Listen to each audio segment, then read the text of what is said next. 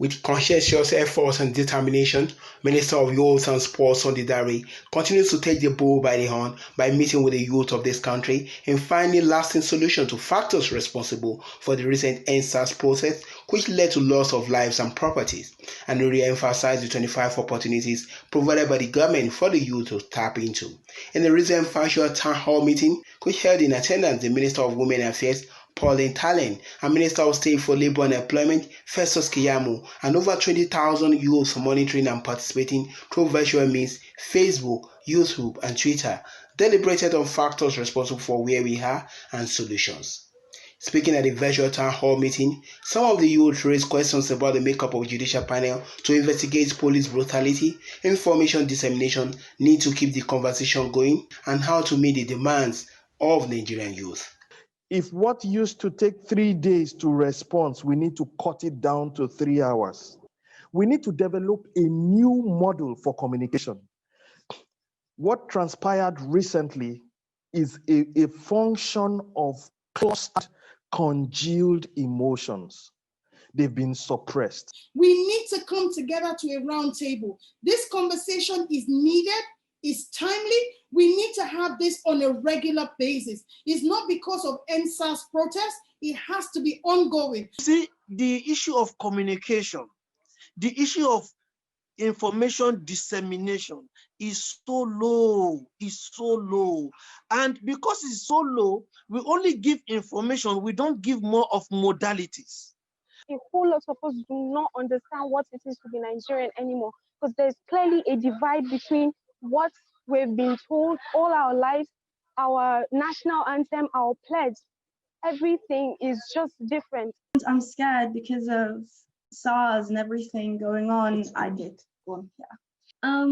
I'm scared for his life because he lives in Nigeria. I'm scared because of SARS and everything. So I feel like this whole thing, no matter how much we put in place, if we don't settle the issue of religious instability, we're not going anywhere as a nation. And in the coming days, we'll be communicating with the ministry and the minister as how 1 million Nigerian youth voices will be collated into a strategic policy document, a step-by-step action plan of what we expect of the government.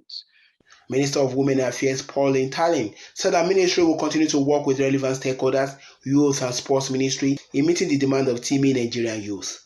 Dialogue is just the best way to address any crisis situation.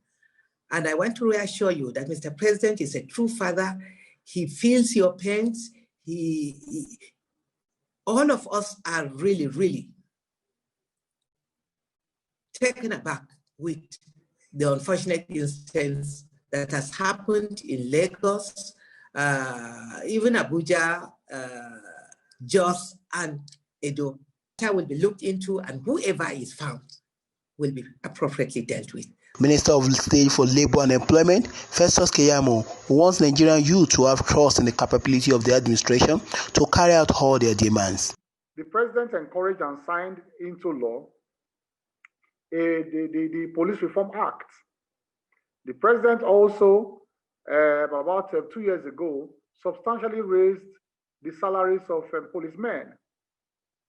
To trust the President, trust his government, trust the sincerity of this government to address police reforms.